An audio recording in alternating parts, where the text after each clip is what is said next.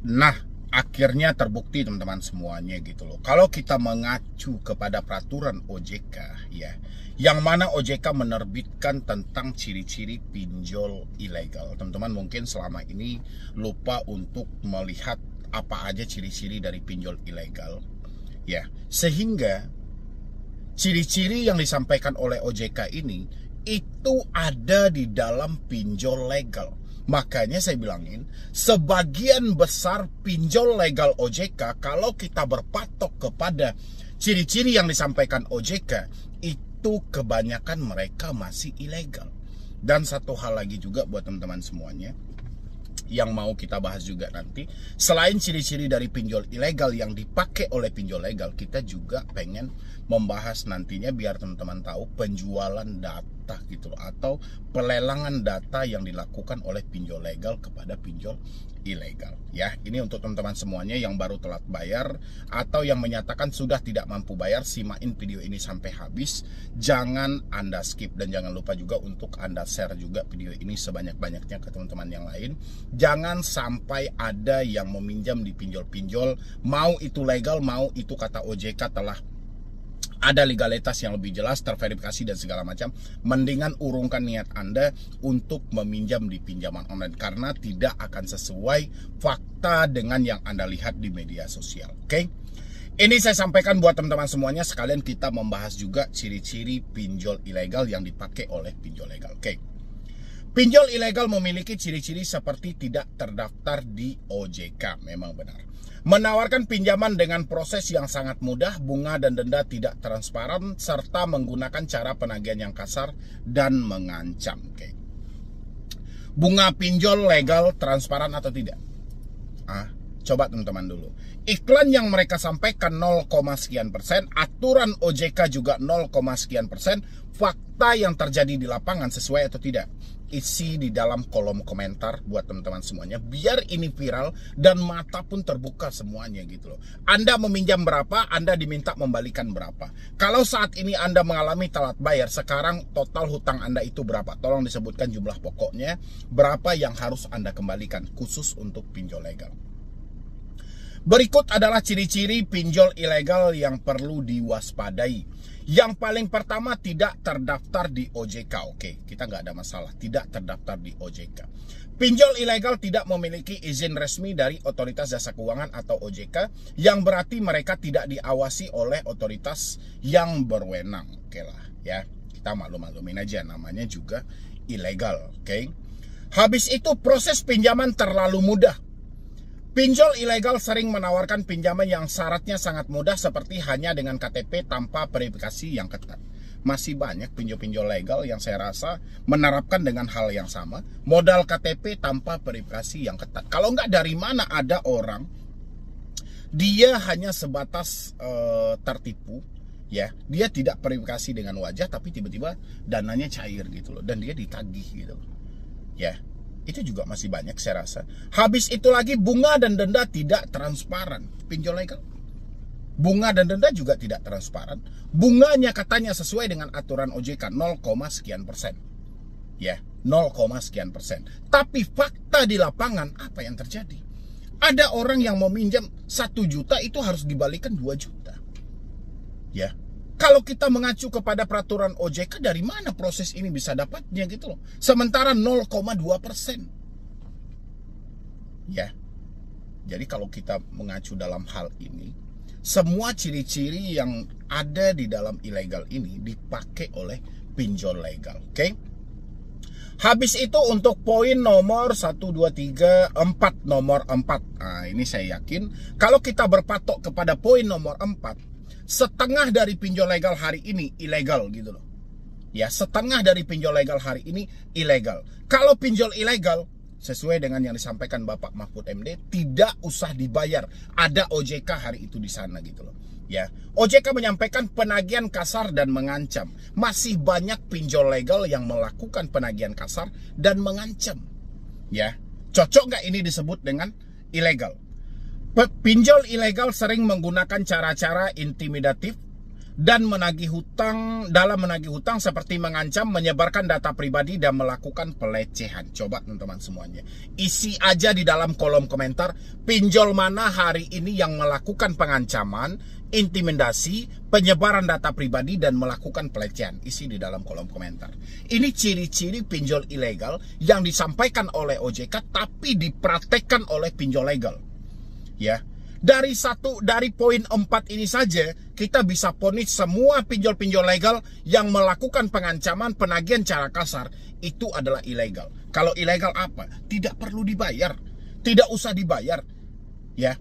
Berani nggak OJK dalam hal ini gitu loh. Tapi sayangnya semua pengaduan masyarakat tentang pinjol legal yang menagih dengan cara kasar itu ditepis karena mereka ada dua wajah gitu. Yang satu menagih dengan cara SOP, yang satu lagi dengan cara yang kasar. Nomornya berbeda di hari yang sama. Ketika kita melapor kepada OJK, kita akan dimatikan dengan penagihan yang normal. Padahal OJK aja yang tidak mau melakukan penyidikan ke lapangan, melakukan penyelidikan sampai ke lapangan. Padahal OJK sudah diberikan loh penghargaan terbaik ya oleh Bareskrim Polri sebagai penyidik terbaik juga ya. Habis itu tidak memiliki informasi perusahaan yang jelas, ya oke lah. Pinjol ilegal seringkali tidak menyediakan informasi yang jelas mengenai identitas mereka, seperti nama perusahaan, alamat kantor, atau kontak yang dapat dihubungi. Oke. Habis itu minta akses data pribadi yang berlebihan. Masih banyak tuh pinjol-pinjol legal yang menerapkan dengan hal yang seperti ini. OJK coba buka mata dengan lebar. Coba lihat lagi gitu loh. Ya. Bahwasanya pinjol legal hari ini yang pindar kata OJK hari ini menagih dengan cara kasar, meminta akses dari data pribadi secara berlebihan. Walaupun sudah ada aturan yang namanya camilan, kamera, mikrofon, lokasi, tapi tetap saja ya, mereka ada yang meminta akses kontak, ada yang meminta akses log. Terkadang di dalam akses kamera mereka sematkan untuk akses kontak. Ya. Pernah nggak OJK meninjau lebih lanjut ke lapangan? Nggak pernah. Ya, jadi OJK asal mengeluarkan ciri-ciri pinjol ilegal saja.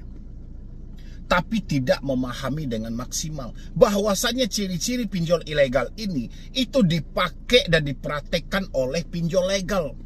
Tapi OJK-nya tidak terjun ke lapangan. Hanya menanti data aja. Kalau data itu buatan manusia, ada data yang buruk nanti akan dirubah jadi baik. Benar nggak teman-teman semuanya? Habis itu jangka waktu pelunasan yang sangat singkat. Masih banyak pinjol-pinjol legal yang katanya bisa 2 kali pembayaran. Ternyata bayaran pertama jaraknya 14 hari. Ya, itu sangatlah besar. Pinjam 10 juta harus dibalikin 15 juta. Ansuran pertama diminta 12 juta. Ya. Dari ansuran pertama mereka sudah untung. Ansuran kedua juga. Tinggal untungnya aja. Itu cuma 2 kali dalam sebulan. Bukan 1 kali dalam sebulan, tapi 2 kali dalam sebulan. Kalau dibilangin waktu pelunasan yang sangat singkat. Pinjol ilegal sering menawarkan jangka waktu pelunasan yang sangat singkat. Bahkan hanya beberapa hari atau minggu.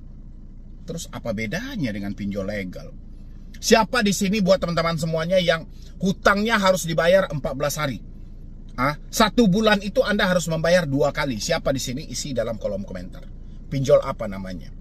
Habis itu menggunakan saluran komunikasi pribadi. Nah, ini poin yang terakhir. Pasti saya rasa teman-teman semuanya mendapatkan hal ini gitu loh. Per hari ini Anda mendapatkan SMS dari mana aja. Pinjol ilegal sering menggunakan saluran komunikasi pribadi seperti SMS, telepon, media sosial, atau WhatsApp untuk menawarkan pinjaman. Pertanyaan saya, jujur aja teman-teman semuanya. Anda punya handphone, Anda punya kartu. Hari ini, pinjol apa yang sedang SMS Anda menawarkan pinjaman selamat Anda mendapatkan limit sebesar 80 juta, 60 juta, 50 juta, 30 juta, 20 juta. Isi di kolom komentar. Ya. Kalau kita mengacu kepada yang disampaikan OJK, menggunakan saluran komunikasi pribadi, ya berupa SMS. Ada SMS-nya di sini. Bisa nggak kita vonis pinjol yang SMS itu ilegal? Ya, kalau saya pribadi saya mendapat rupiah cepat dan EasyCash saya mendapatkan SMS-nya. EasyCash tadi menawarkan limit 80 juta. Ya, Rupiah cepat yang paling sering saya dapat sama EasyCash. Dan habis itu ada lagi Alobank dan segala macam. Kalau kita berpatok kepada ciri-ciri yang disampaikan OJK, menggunakan saluran komunikasi pribadi. Pinjol ilegal sering menggunakan saluran komunikasi pribadi seperti SMS, telepon, media sosial, atau WhatsApp untuk menawarkan pinjaman. Kalau teman-teman semuanya, pinjol apa yang mempromosikan pinjolnya melalui SMS per hari ini, isi di dalam kolom komentar. Habis itu yang terakhir, tidak memiliki layanan pengaduan. Pinjol ilegal seringkali tidak memiliki layanan pengaduan nasabah yang resmi. Banyak kok pinjol legal juga hal yang sama. Kalaupun ada ruang pengaduan nasabah, ya, itu pun juga hanya ditepis gitu loh, tidak ditanggapi juga. Ya kan? Pinjol mana yang mempunyai layanan pengaduan nasabah?